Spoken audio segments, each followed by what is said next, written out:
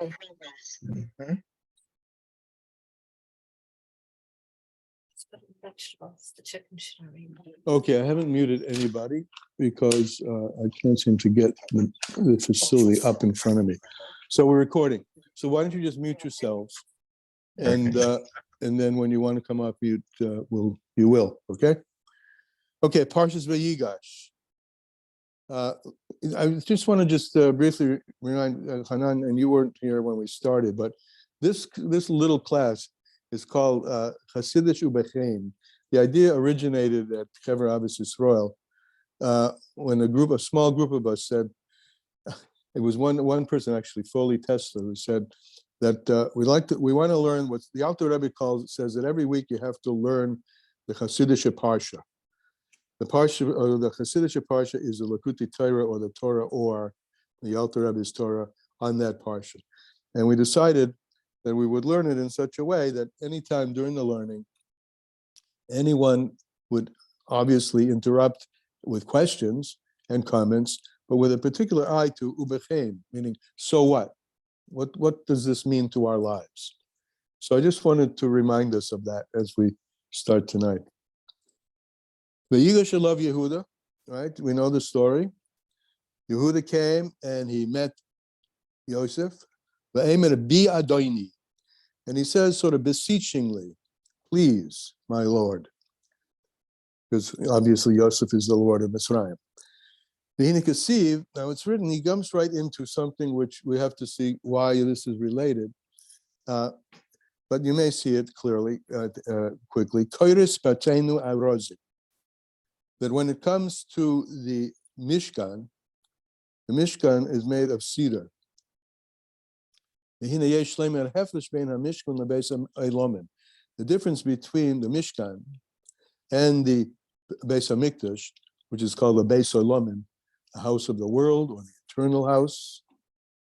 The Mishkan was of cedar. It says pasuk in Chumash. So the Mishkan was built with the walls of wood, and then animal skins covered over.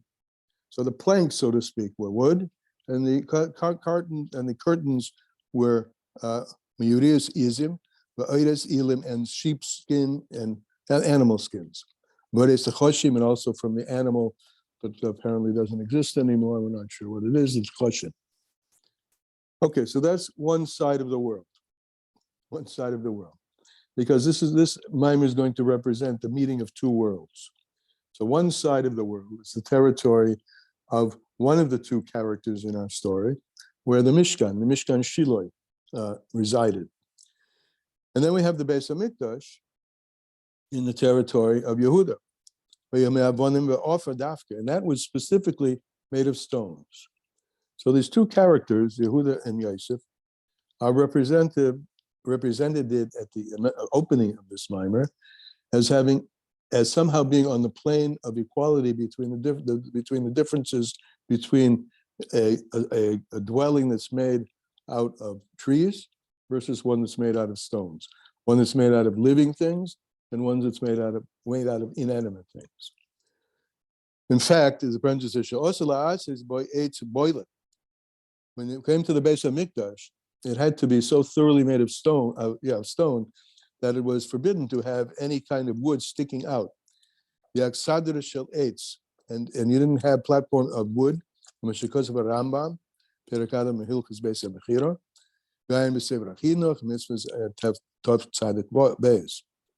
so wood, there was a wooden support in the Beis HaMikdash, but in terms of what showed there, it was all earth, stone. And actually said, in the ulam, in the big chamber, there was one beam of wood, of cedar. But the vast part of it, and what was on display when you walked in, was stone, earth. But and we got to understand this. Why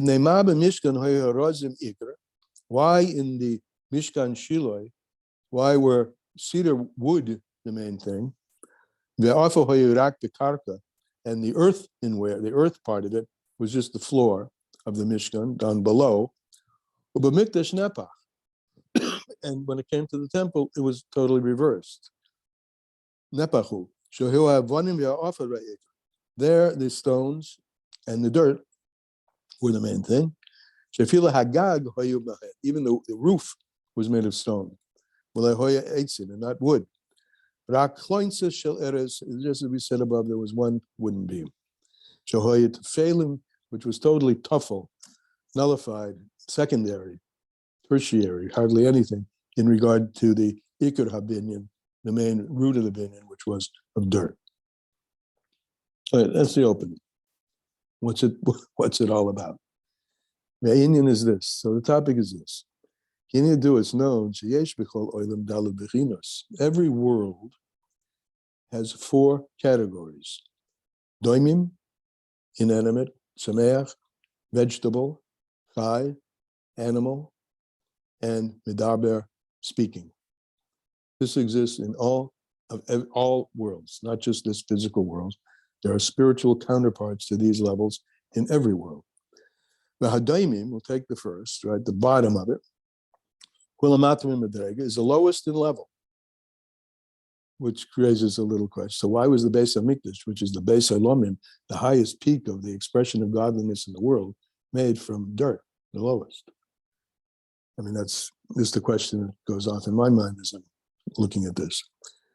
So the lowest level is dirt, which is lower than plant. And the plant, of course, is lower than the living thing.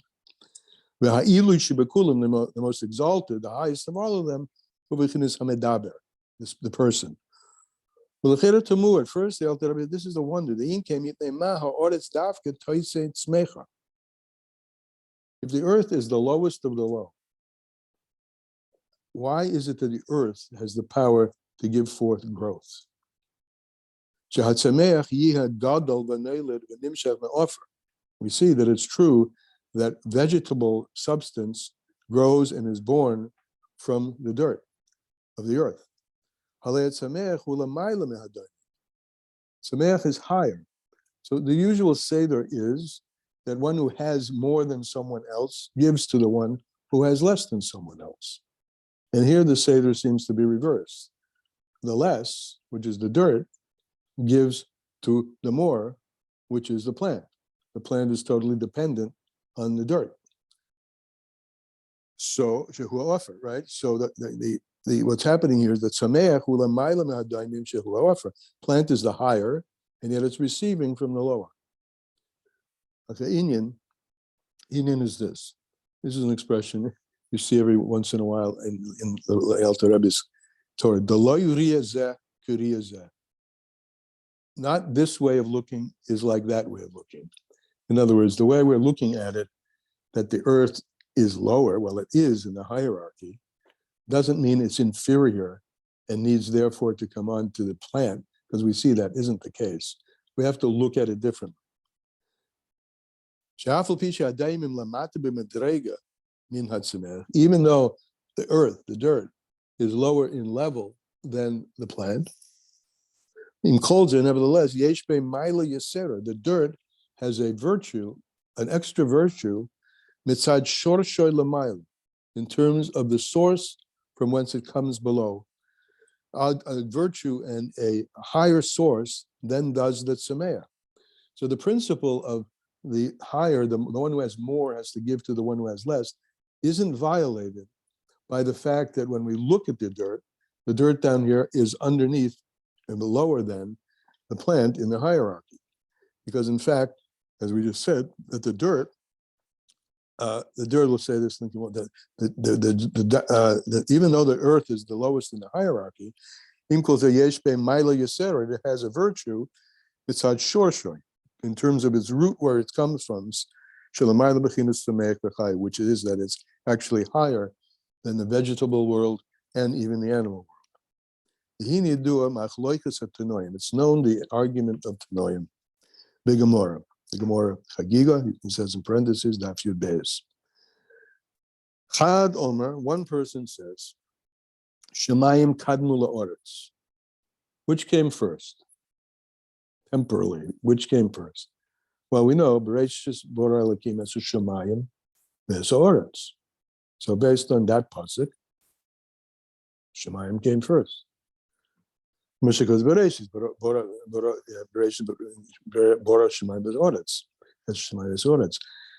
The Chad Oimar, and the other singular person, the other individual says, Eretz Kadma, Mishakosib, B'yem Aseis Havaya Elokim Eretz V'Shemayim, on the day when Hashem created the earth and heaven. And we know a principle, Ve'elu Ve'elu Divrei Elokim Chayim. Both are true. Both are words. This was once, I think this was once brought up in one of the things about Hanukkah with Hillel and Shammai, where they argue about yeah, the same. That's the same thing. All right, okay, because because it's that absolutely has to do with the whole thing with lighting the candles from starting with potential to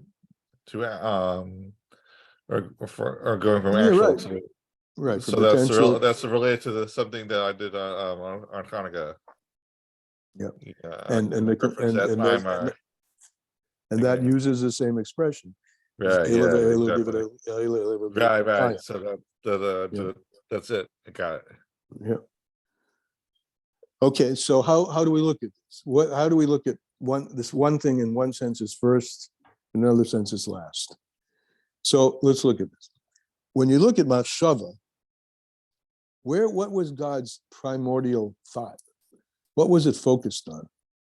Was it focused on heaven, or was it focused on earth? The answer is Eretz Kadma, it's Shemayim.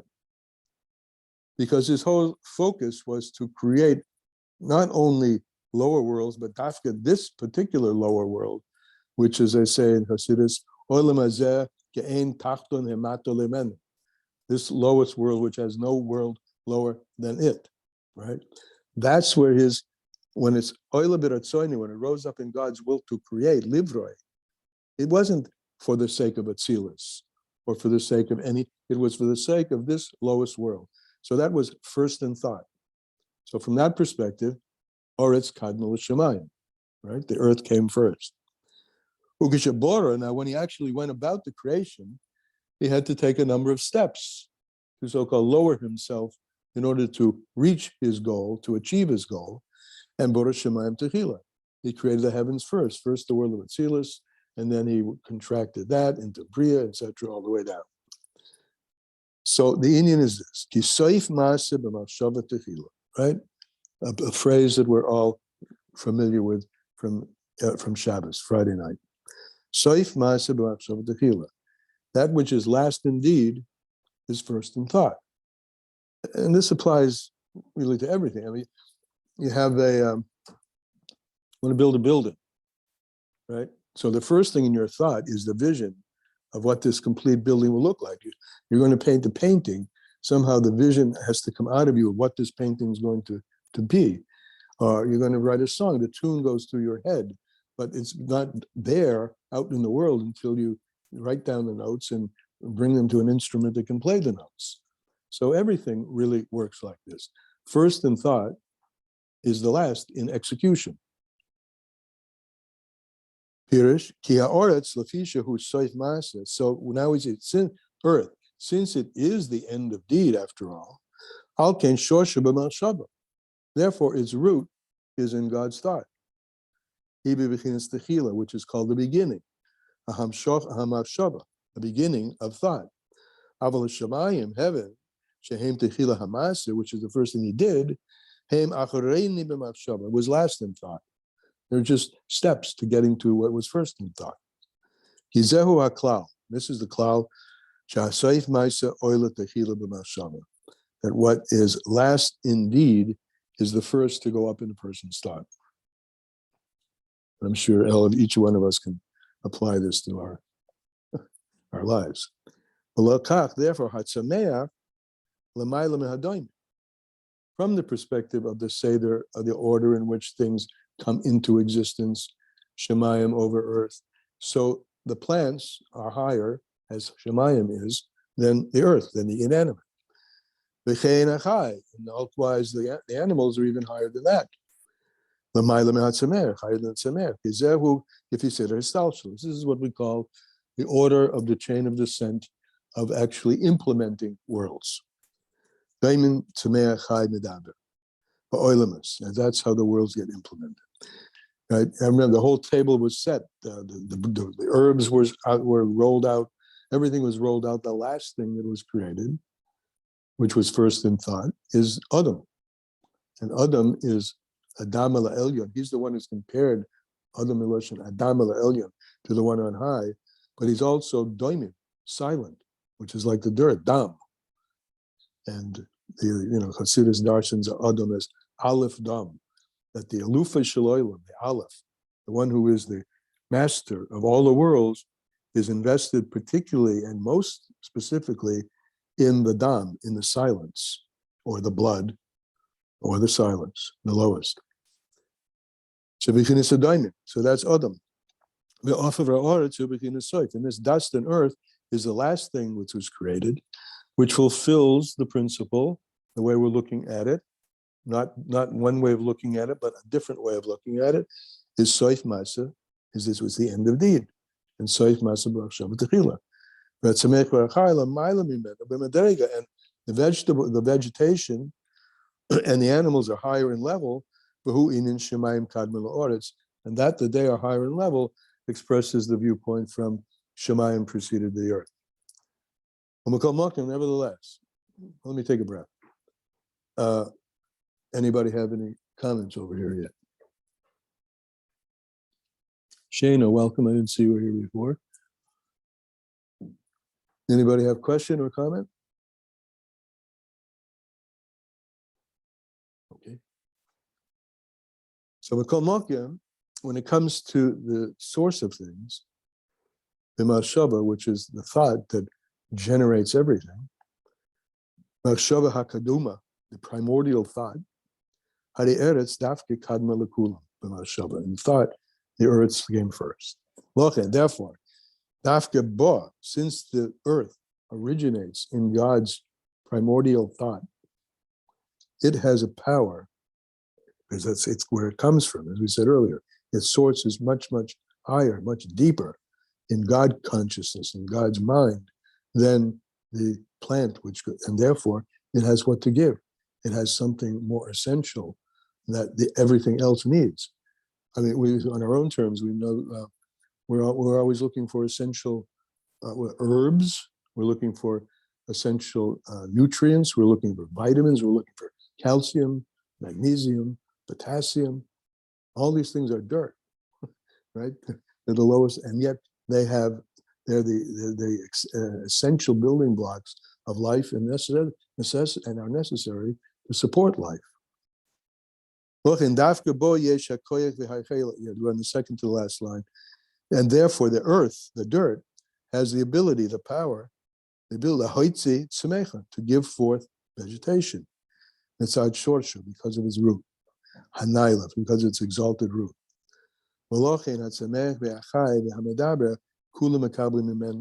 And therefore the plant, the animal, and the human receive from the earth. Okay, now the Mishkan was earth, right? The Mishkan was animal skins, and the Beis Hamikdash, which is the Beis Elohim, the one that lasts forever and will always be there, and its external shape will be speedily rebuilt in the days that we live in, was made of stone. So the Mishkan, lo hoya nimsa adayin tachlis hashlemus. So the Mishkan wasn't the be-all, the end-all of God's intention. It was just a temporary dwelling from HaKadosh Baruch Hu. I walked through. I was sort of the way he's teaching it, passing through. The Mishkan was something I passed through on my way to creating the edifice, the eternal edifice of the Beis Hamikdash.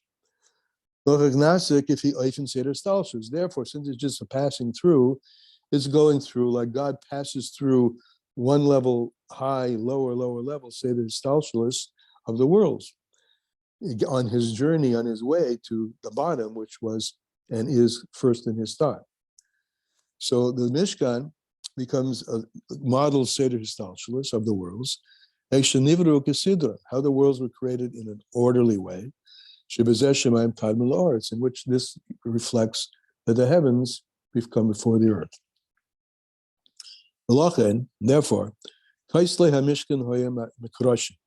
Therefore, the walls of the Mishkan were of cedar wood, which is vegetable stuff. The Karka Mishkan was only the dirt of the Mishkan, which was of offer of dust, of ground. And this is how it is in the order of descent. The plants higher than the dirt. And therefore the walls were made of cedar. Because the cedar tree goes very, very high. So it's an emblem of the highest of the variety of plant life, the cedar. It's the big one. Much, much higher, of course, than the dirt. Which the dirt has no way of, not even comes close to the cedar. And it's not large at all, and it doesn't grow at all. And the coverings over the structure, the pillars of cedar, which were the walls of the Mishkan, they were from skins of rams or goats and tchoshim, which is the next level up, and the next level higher, even higher than the plants. And therefore, the curtains, right? They surrounded the thing. They enveloped. They were the enveloping walls of the thing. The makifim, encompassing, which extended out into the walls of the Mishkan. So they were something higher than the plant. They were animal. Going up in the Seder. And the animal skins became the walls of the Mishkan. It comes out. So the Mishkan reflects Seder Histalshalis, which Seder Histalshalis is just God's journey, the way he journeys down through tzimtzum after tzimtzum after tzimtzum to get to the place, the place the Midrash Tanhuma says he wants a dwelling place where? Not in the heavens, but in the lower worlds specifically. So therefore, that's the Seder Histalshalis. As it descended in the process of creation, from above to below. That's heaven above the earth. The base HaMikdash,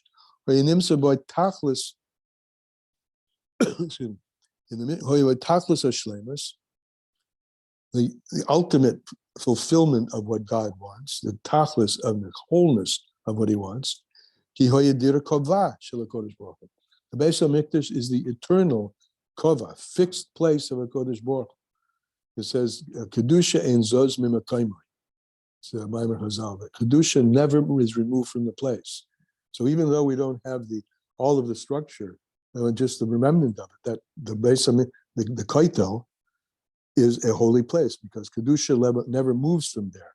It's sculpted out of stone, and stone never moves. And this Beis HaMikdash is made of stone because why does it never move? Because this is where God's not only his thought, we keep using the word thought, but in other places, his mind is most focused on Olam Hazeh Hagashmi, and in other Maimorim and in the Tanya.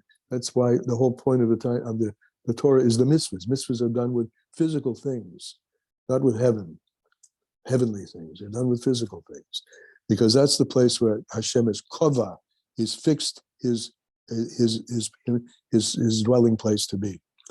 Mishnah goes, this is my resting place, the place where I have manucha, I have pleasure, and this is like a homecoming.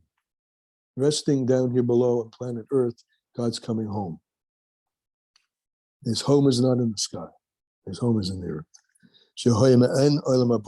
He has a pleasure, like the pleasure of Olam Haba,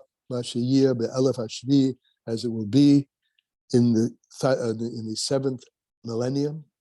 When there will be rest. Menucha, that's the word he used. When there will be rest, eternal rest. Comfort, rest, nach, noyach, nach.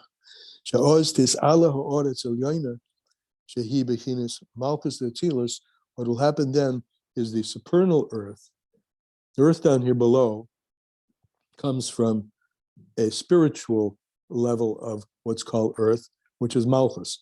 Malchus is the bottom of all the spheros, but it's the tachlis of all the spheros. Everything flows into Malchus. Malchus, amongst many other idioms, Malchus is the womb. The whole point of Malchus is that all of the creative forces should be invested in the womb, and the womb should then develop and then give birth. And that's why we, in English, we call it Mother Earth, right? That's where all the gestative and not only gestative, but the creative and gestative powers are invested in Earth.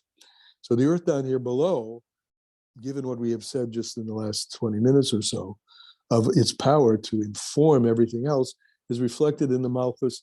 It's only a reflection of the Malchus up above, in the world of Yetzirah, and Malchus of Bria, and all the way up to Malchus of Ein Sof. He goes only as far as Malchus of Atzilus. And so this Malchus of Atzilus is the source for all the earths, so to speak, all the levels of spiritual earth, which finally devolve into the highest of all of them, which is the lowest of all of them, which is planet Earth, physical. Look at Moshe Kosev, it's written, Eshes Chayil Eteres Baila. The woman, the receiver, will be the crown to her husband. Another interesting, these references are from on Shabbos, we say these things, Friday night, Eshes Chayil Eteres Baila.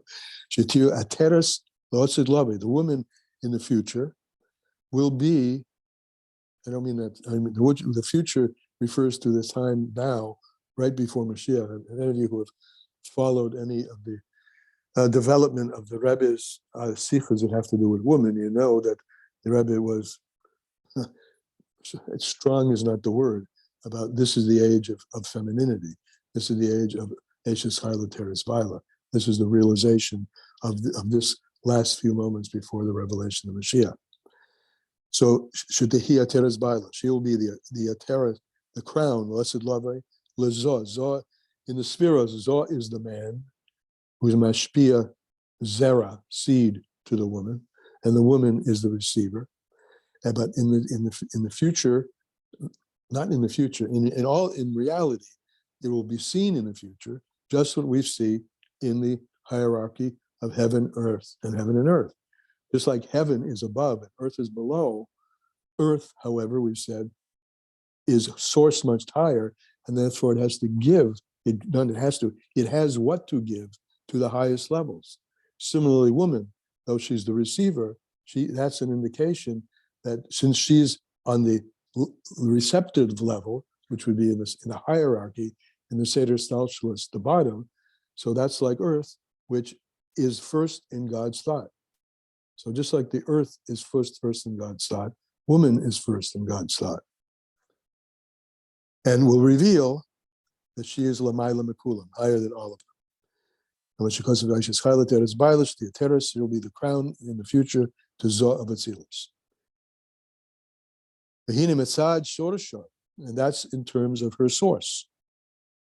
She also b'Mashava Hakadoim, woman, like earth, rose up in the primordial thought of God first. Techila. You see that in Adam and Chav. She was second in existence. Second in existence is first in thought. So she was that she was second in existence is an indication that she was a predecessor in terms of God's thought, just as Eretz Kadma L'Shamayim, just as the earth precedes in God's thought the heaven. Wait, so I have a question. I mean, is that where we talk about how when Mashiach comes then, that the woman will rise into the crown of Hashem? That's the malchus that rises. Okay, got it, got it. Yeah, Hashem is the Baila and that mashal, and also in terms of rising to, her Baal on a simple meaning as well, right? It's always been the case, truthfully, as far as I can. Like Bubby, my Bubby ran a store. My grandfather was a collector of rags that he sold to the junkyards when they were looking for metal and equipment in World War II. She was the brains of the family. It's often the case. Nevertheless, I know it's a little crude, but even at the earthly plane, it's true, and that's a model for it's true at the heavenly plane. Yes, that Malchus, earth, becomes the crown to the Baila. The Baila is the husband, which is Chabad. So Malchus becomes the crown to Chabad, because where does the crown sit? The crown sits over the brain. So she becomes master to the Baila, master to the Chabad. She becomes crown to the Chabad. Therefore, even in the Beis HaMikdash, now the Beis HaMikdash is eternal, right? It's a Beis Elomin. It models this because it's modeling eternity. It models this. It's the way it's built, with earth, dirt being the primary, puts out in front of our eyes in planet Earth all through the history of the Beis HaMikdash that it's revealing something of what will be in the future. Nasa ikar habayis me'avonim. That's why in the Beis HaMikdash the main thing was of stones, the offer and dirt, shehem b'chinas daimim, which are inanimate. She'af hagag v'hamaziva, even the gag there's a platform that extends over, shehi b'chinas hamakif, which extends over, meaning it surrounds. Nasa ka'avonim, me'avonim, was made of stones, v'lei me'arozim, and not from the skins of animals. Because the Beis HaMikdash, models or gives us a sign or is a tangible existence of the future. The Beis HaMikdash in its presence is a model of the future. What will be in the future. When it will be seen, right, not looking at it this way, but looking at it another way, not looking at the fact that the Eretz is at the bottom, we will see it just the opposite, that Eretz is primary. It's had Shorsha in terms of her root. But it's just that in the Beis HaMikdash there were one beam of cedar, which was in the roof. That was just a support beam. To the main part of the roof, which was made from daimim, which was made of stone. Interesting. The supporters of the Torah, right? Yisachar and Zevulun. Yisachar was a supporter of the Torah. Now the Torah needs support. The Beis HaMikdash needs support, but the support is not we don't look at. We try to give cover to the supporters, right, so that they'll support more. But the main thing is what they're supporting, which is Torah. So similarly, the beam made of wood, we have to give credit to it. Otherwise, the Beis HaMikdash wouldn't have that anchor. But it's the house that we're looking at, not the beam. And the house is made of stone from Ophir. All right. Now, I mean, one thing that we didn't say that I guess needs to be said. He's assuming that we understand that this meeting of Yehuda and Yosef is the meeting really of two worlds: the world of the Mishkan and the world of the Beis HaMikdash. They're in each other's territory. So that's, he didn't say that, but that's, the behind it here. We explained about the Alil. The Alil Gamken. We've explained also that the earth has an extra level of strength, virtue. All right, he introduces a new idea. If we look at Earth, we got firmly, hopefully, Earth is higher in root than vegetation, and therefore it has to give. But one of the qualities of Earth that gives it its ability to take from the highest of the high and to give is the earth's quality of bittul. The head has shehu madras tachas kafoy suragle. Everybody walks over the earth, and the earth doesn't complain. When it comes to a plant, it's the opposite of bittul. The plant, particularly the cedar, raises itself up very high. Here I am. The dirt says nothing. That's another reason it's called doimin. It's the inanimate. Inanimate meaning it's silent. And its silence is a reflection of its openness to receive. Like Malchus, Mother Earth receives the seed, like the woman receives the seed and develops it, etc., etc. And this ability to be bittul, to be open, to be expansive, to not put up one's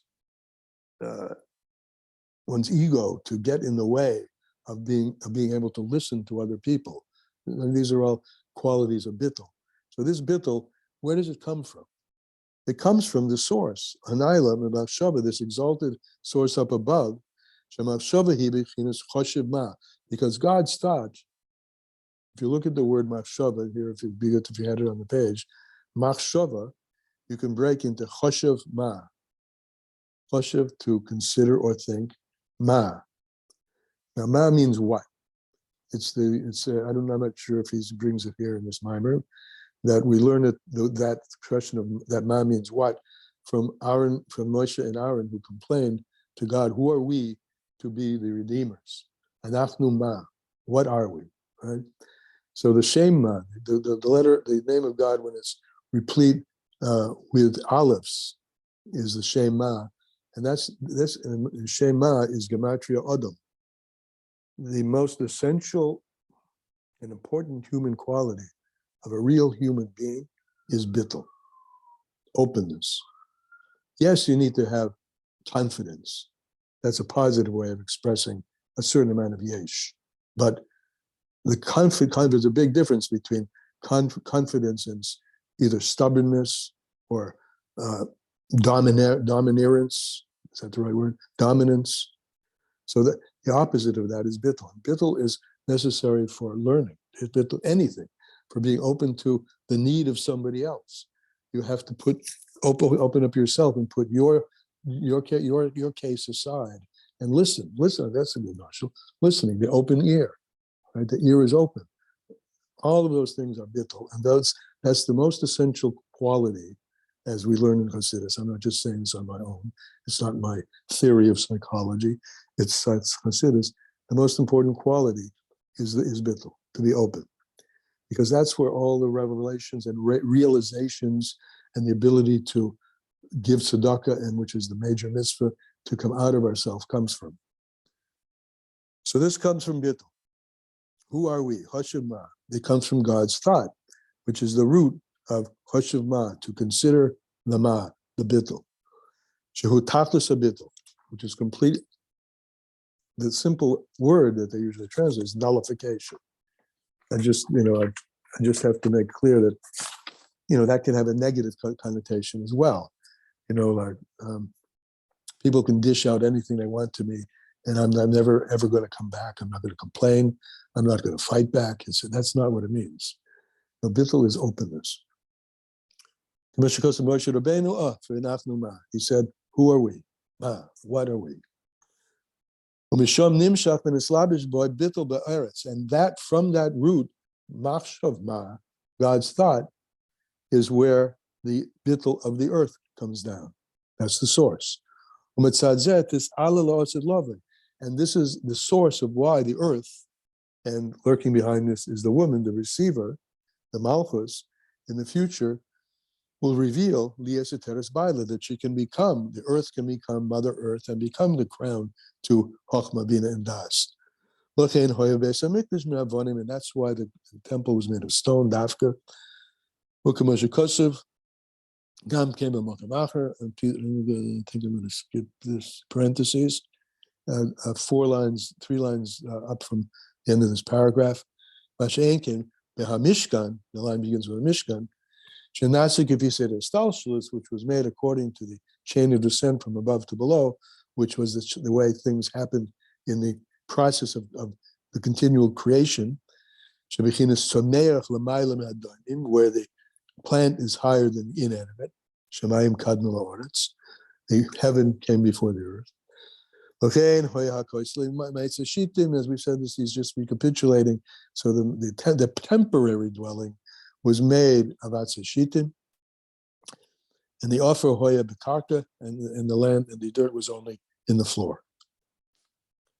Now he brings it to Yosef and Yehuda.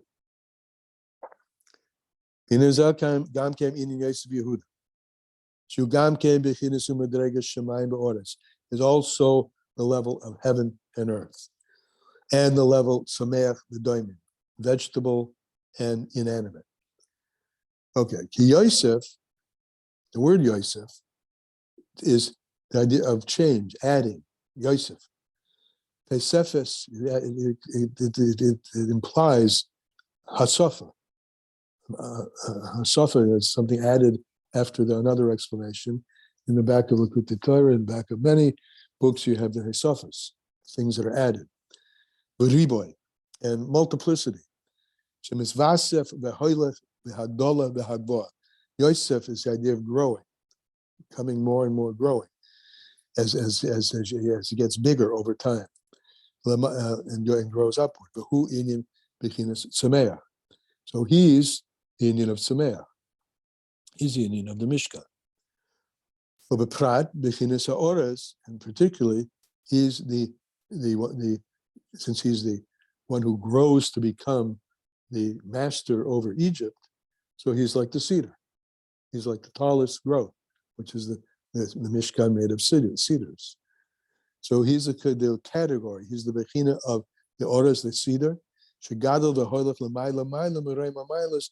It grows up more and more, higher and higher. Mishikosev tzaddik etomer yifra. The tzaddik will sprout, will flourish, flower like a date palm tree, a cedar, which is a very tall tree. Ulavonin ke'erez ulavona, like the cedar and like the lavona. Yiske, bilavonin yiske. They'll become great, prominent growths. And this refers to the masculine, right? The one has the power to grow very, very tall, be very, very big, and runs the risk of being a fool with his macho kind of existence. Not Yosef, but that's the klippa of Yosef, the klippa of the cedar tree, when it becomes full of itself, totally full of itself. But Yosef, of course, is the kedusha of this growth, like the Mishkan. So this is the growth. Zod Atzilus is called the growth. The Gabe Malchus in relation to Malchus, which is called the earth, Shenikot Daimon. As is written later at length. Just trying to find this. I'll continue. I don't see the end of this parenthesis. Midos, that's the feelings of a person, the midos shebalev, the midos of the heart. Yesh behen semicha, they grow and they contract. They grow and they contract like a plant. I have a plant in front of me, beautiful, amazing plant that took a whole week to start to open up before it was contracted, and now it's flourishing like crazy. It's growing out, and that's the idea of a plant. Change. Avala oisius, but the letters in Sefer Yetzirah are compared to rocks. En bechinas daimon. He doesn't bring, at least at the moment, he doesn't bring it. It says that in Sefer Yetzirah, from one stone you get one house, from two stones you get two houses, and I won't get any further, I'll just illustrate it. Letter Aleph and letter Beis. So each one separately is one thing. You put the two together, you get two things. You get Aleph Beis, which is Av, father, and then you reverse it, Bod, you get the verb to come. And so letters are inanimate. They themselves don't, but in combination with others, that begin to express meaning. And when it comes to midos, there are bigger ones and smaller ones. I'm skipping down to the third line from the end of this paragraph. Over to the left, there's an end of this parenthesis. So that's Yosef. Yosef is plan. Yosef is add, like the Heseftas. And he grew to be the king over Egypt. Yehuda is Lashon Hedah, Lashon Bittel, Yehuda. Hu bechinas Eretz, which is like the dirt, which is like Malchus of Atzilus, Shehu bechinas Hadaimim de Atzilus, which is the inanimate, the dirt of Atzilus. Malachi and Yehuda is Lashon Hedah. And therefore, Yehuda is Lashon admission. I admit to what is beyond. I admit that there are things, most things, truthfully, in my case, that are beyond my understanding. But I'm moided to that. I don't reject the things that are beyond my understanding, because I have enough of whatever it takes, of knowledge to know that it's the levels that are beyond understanding, which are the most precious. And it's not that they are not real, they're real, but not in a way of being able to be masig, grasped by seichel. Seichel is part of the Seder Stalshulis, whereas Hedah, the difference between Halal and Hedah. Halal, you give praise for something that you get. It's a beautiful thing. Hedah is you acknowledge the awesomeness of something you don't understand, that you can't really get. And that's Yehuda. Bittel. And it's the inanimate which has the most bittel. Wait, so is Yehuda the praise of Hallel or of Hodea? Hedah. Okay. Yeah. Okay, and not Hallel. Not Halal, I make a distinction. It's what the Alter Rebbe writes a nice mind on this in his Siddur, the distinction between Halal and Hedah. Halal is praise of something that you can grasp, and Hedah is a sense of the awesomeness of that which you can't grasp, and that's Yehuda. And that's dirt. It's dirt. It's totally bittul, totally open.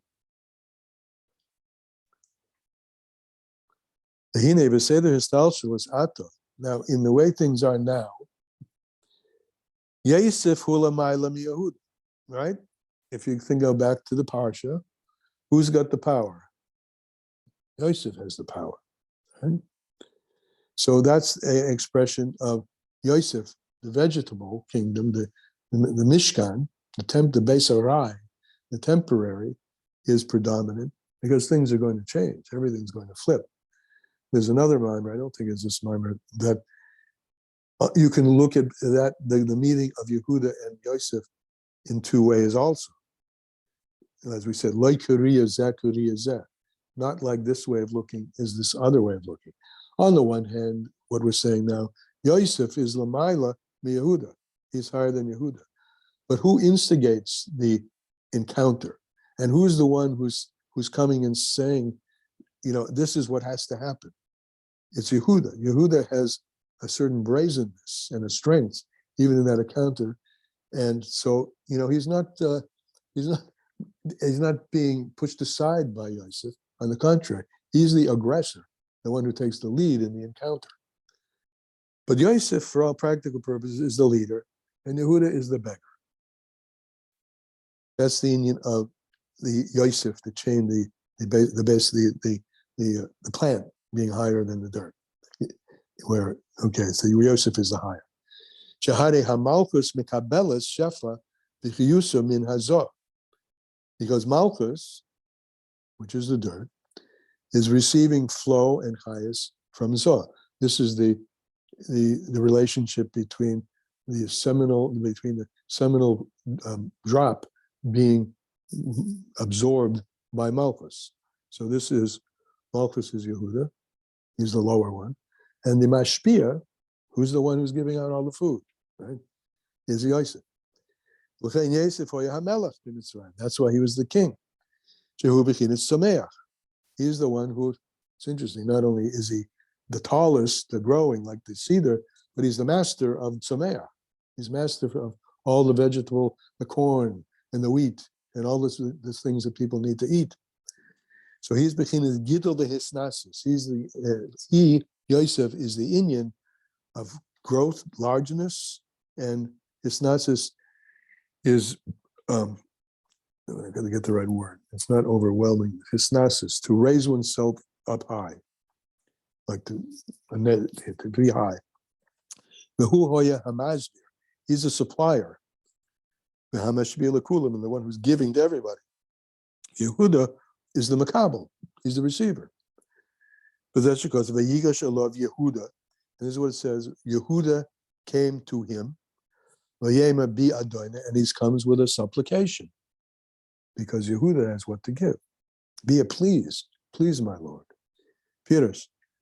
Sheboy Yumshach HaShefa mi Yosef. He knows that the Shefa comes from Yosef, the Shefa, the flow, the Yosef at Tzaddik. Umavur, right? It's the flow comes from the Tzaddik of the generation. He's the Yosef of the generation, and he's the Yosef in that generation. As explained in the Zohar, in Parshas VaYigash, Hainu Hakruvta Alma Ba'alma, that the meeting of Yosef and Yehuda is a meeting of one world and another world. Alma Ba'alma, world into world. The Hainu Alma Tata, the lower world, which is Bechinas Malchus, the lower one, which is Yehuda.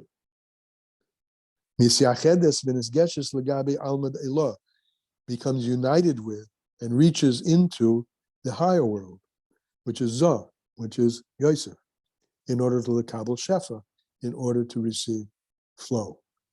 So this is the perspective where Zah, the Midos, are giving in the Seder Histalshalos, where Zah gives to Malchus. Right? Zah is the plant, the higher level, Malchus the dirt. This is Yosef being mashpia to Yehuda. And this reflects the status of the way things were in the Mishkan, where the predominance was the vegetative, the atzeshitim, the cedar over the stones. In the future, Yisala Yehuda liyes l'maylam mechinas Yosef. Yehuda, the faculty of Haidah, the faculty of openness, the faculty of humility, will have a virtue over and show its virtue. This is the virtue of earth, which has what to give and is mashpia to the plant. The other way around. Where the woman gives to and enriches the husband, the master, the chabad. Mitzad shor shoy, because of the earth's, the woman's source up above, higher source, b'machshava techila, in God's thought. Soif masa b'machshava techila. Kihina machshava hu chashiv ma, as we said before, that's word machshava. The hainu tachlis habitul. Yehuda has tachlis habitul. He's putting himself totally aside, and I've just got to do this. And there's no question. Doesn't matter. I know he's got all the power, and he can do whatever he wants to be. But nevertheless, I'm just going to go for it. Because he's tachlis habitul, shehu b'chinas ha'chokma d'atzilis, which is chokma d'atzilis koyach ma. Another thing you have to see if you're looking inside. Machshava is oisis machshiv ma, to think in turn, make your mind bittul, and chokma itself is koyach ma, is in the letters, is the power of ma, the power of bittul. V'nei abi yisod brata, and it says that the father, chokma, is the foundation of the daughter, which is Malchus. The higher level of Chokmah is called the higher level of awe. The Chokmah Tato, the lower level, which is Malchus, Yira Tato is the lower level of Yira, of awe. So Chokmah, put it this way, just simply speaking, the root of everything is Chokmah. It's the top. As we say, Chokmah me'ayin timotze. Chokmah, the sphere of Chokmah, the power of Chokmah, is found, it drops out from the ayin, which is the everything. So Chokmah contains the ayin in it, right? And Chokmah is mashpia all the way down to that energy of creativity, which comes from the ayin, is mashpia down to Malchus, who herself is the engine of creativity. She's the one who gives birth. So that power to give birth comes from the ayin. That's the power of, that's the high chachayim, the life of lives. And Chochmah, which is here called the father, is the one who, through the relationship and through the seminal drop that's that comes into Malchus, brings that power. That seminal drop is also a metaphor. So the yud, it's a drop. It's a yud of the Shem Havaya. And the yud of the Shem Shavaya has a little hook on it, which reaches up into the ayin. So Chochmah is mashpia to Malchus, the power to grow, the power of bittul. So the two are very related. Abi Yesod Barata. The father is the foundation of the daughter. Yeah. With Osid Lavai, and in the future, this Allah Bechinas Yiratato, the lower level of fear or awe, of receptivity, that lower level will merge upward into Yira Allah, into the higher level, the Makora, which is her source. Al Ketia Oz a Teres Baila, therefore that she will be then the crown to her husband. Ki abitul hula maila b'medrega me'ava v'yira the midas and nimshach ha'mechinis hesegor teferes. Okay, I just said this is I said too many words, but this is very important. Bittul ki bittul hula maila b'medrega is much higher in level than ava and yira, love and fear, of the midas, which are drawn from the level of chesed and gevura, of zah. Right? Chesed, what comes from chesed is love. And the midah is not called love. The behavior is called love. The midah is called chesed. The next midah is gevura. It's not din. It's what comes out of gevura. So these midos, principle in Tanya, machshava shalet alalev, they're all driven by the brain, and particularly the machshava techila, the most inner dimensions of the brain, the deepest dimensions of consciousness are what's driven through all layers of existence and find their most powerful expression in the earth, which contains everything that everything above it needs. Therefore, now, even now, the earth has now more quality of bittul than the plants and the animals, and certainly than a lot of humans. And this level of higher level of awe, that's the level that Moshe Rabbeinu has, the Nachnu Ma, when he says, we are Ma. See, in the Chumash, it's a question. Who are we? In Chassidus, he explains it as a statement. We are Ma. We are bittul. And that quality of bittul is what distinguishes Moshe Rabbeinu from the other prophets. He has more Ma. He has more nothing. He has more bittul. He is most open, and therefore the Torah was given through him.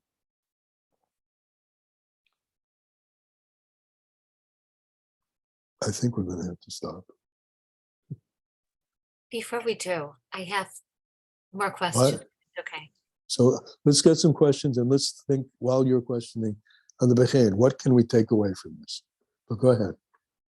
So if I'm understanding then Yehuda really represents more the feminine qualities and Yosef represents more the masculine qualities. Correct. But so that part I get, but then if my understanding was that the Mishkan was a continuation of Matan Torah from Har Sinai, and the Beis Hamikdash is that continuation of the Mishkan. But if they're two completely separate things from different energies and different sources, then how is one the continuation of the other? Because at root, Hashem carries opposites. And these two opposites are expressed as the expression of the Mishkan is opposite the expression of the Beis Hamikdash, stone versus, but they both come from the same singularity. It's just the question of which modality will be exhibited at what point in time. And when it comes to the tachlis, which is the the eternal existence and revelation of God, the eternal, it's the base of Mikdash that emblemizes that, and the Mishkan is just a step along the way. So the yeshusness is the step along the way to the bittul. That's a good way of looking at it. Yeah. The yeshusness is a step along the way to the bittul. The natural state of a person, the Alter Rebbe brings this is the Tanya, that the first soul that enters the body is the animal soul. The animal soul gives us our isness. It instantiates us. It puts us on the ground. And the process is then the godly soul has to work on that and bring out not the yeshusness, but the opposite, the bittelness. It has to mevatel. It has to mevatel the shell of the yetzer of the klippus noiga, and that has to melt away. So the initial, he says, so this model is the same thing. First in time is right. Okay. Exactly. As soon as you put it in the context of the Tanya, and so this is also the same order then. Yeah, exactly the same order. The Mishkan before the Beis Hamikdash, the animal before the godly soul. But it's the godly soul, which is Oila B'Mashava, right? That's he talks about the deepest levels of God's thought is the godly soul. But it emerges in the Seder Stalshalas second. Yeah.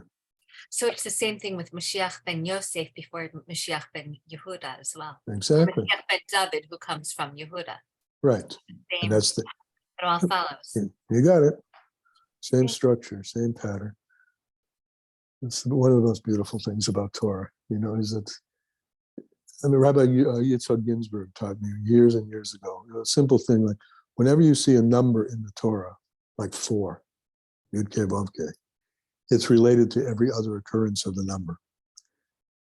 So it gives you like a platform for understanding things a little bit differently. Similarly over here, you've got a structure now. First in thought, last in deed, right?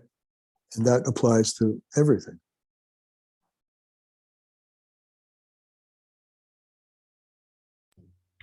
I have a couple questions on something you had mentioned about the difference between Hodah and Hallel. Is it a question that perhaps I can ask, I guess, more privately? It's more related to the Indian of Tefillah, less so related to the Indian. Yes, I'm not quoting, I'm using terminology that the Alter Rebbe used in a mimer in his Siddur, where he's expressing the difference between Hallel v'Hadah as it appears in the Siddur. Mm-hmm. But he makes that the bottom line of which is one, Hallel is more, with instruments and you can tangibility. It's Hallel. When we play Hallel, when we do Hallel, we do it with music, right? And Hadah is beyond that, deeper than that, transcendent, more transcendent than that. And he's explaining it in the context of Tefillah. For instance, where are we silent in Tefillah? Where are we silent? Sure, that's right. Which is the peak, the highest point of davening is the quietest point. The noisier parts, Pesukei de Zimra, are just on the way to the silence of Shemoneh Esrei. So you see, it works in everything. That's the beauty of something that's Torah. It works everywhere. The same way that Yehuda then represents both in his name and his being, Hodah, is there someone who represents Hallel? I don't know. Doesn't ring a bell.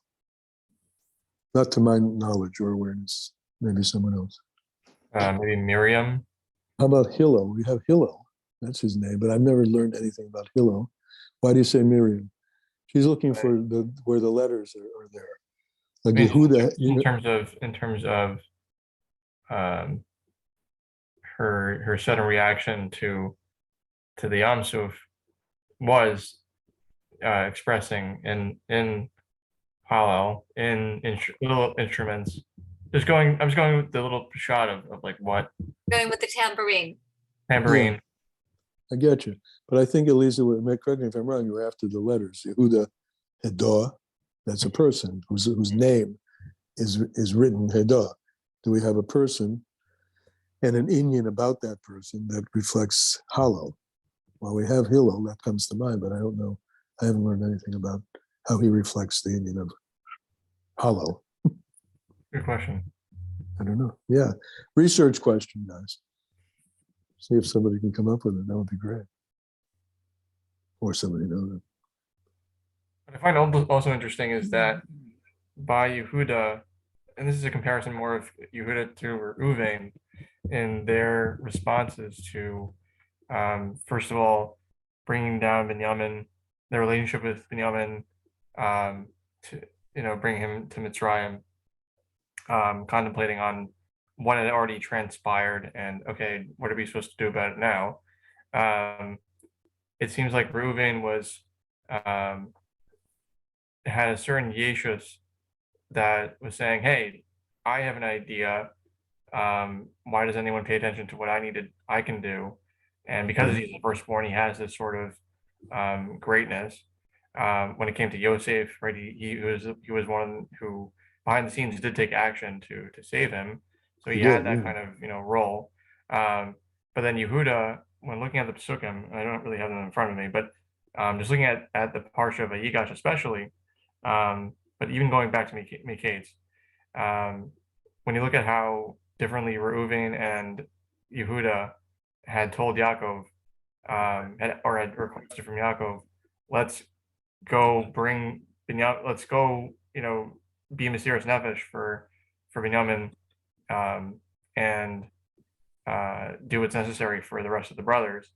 Yaakov wasn't so pleased with how Reuven wanted to take charge. However, he was fine. He was okay with how Yehuda, because he wasn't interested in his own, in the fact of him getting something out of what he needed to do. Reuven, it seems like he was very protective, but also very self-centered in that sense. And then finally, by here, right, we look at Yehuda's language to Yosef is really defending his brothers, really just out of that wanting to be close with his, not to be separated from his brothers, but not because of his own self-interest, but because of really because of them, because of how much they have. He's putting himself on the line, by asserting himself in the face of this ruler of Mitzrayim. True. He's doing Mesiras Nefesh as far as he knows. Right. When we look at, when we talk about the patterns, so the pattern that Reuven has throughout everything we know about him compared to the pattern that we know of everything with Yehuda is there's a consistency in Reuven has the right idea, but the actions don't come out just right. They come out a little confused. And I learned recently, I don't remember what the makor was that was brought down, but that if you look at his being not just firstborn, but what was taking place, Yaakov thought he was with Rachel, but the actions were with Leah. So what came out in Neshama was someone whose thoughts were good and in one direction, but his actions run a little differently, and there's confusion there. And that's consistent. Yehuda, there's clarity of the action. And the only time that we ever hear that there's something different in his action is where literally the Medrash says Amalek pushed him in the direction of Tamar, not because he really had that confusion, Shebelev or anything. Right. This is good. We're going to have to wind up now. We have to leave here with a bechei. Somebody else say, okay, nice talk. What can we take away from this tonight, tomorrow?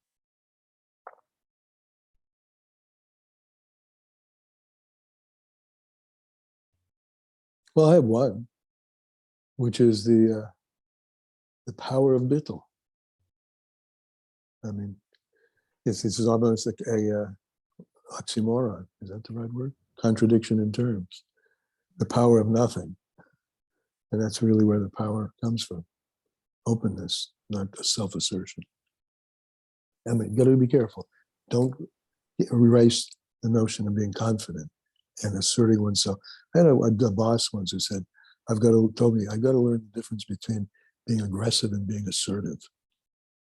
Aggressive is a negative. Assertive is, you're after something, go for it. So Yehuda, as much as he models bittul, he went after it. And I would like to take that with me and tomorrow. It's beautiful. I'm going to have to close now, okay? Thank you so much. Thank you, guys. Be well. Thank you. Bye-bye.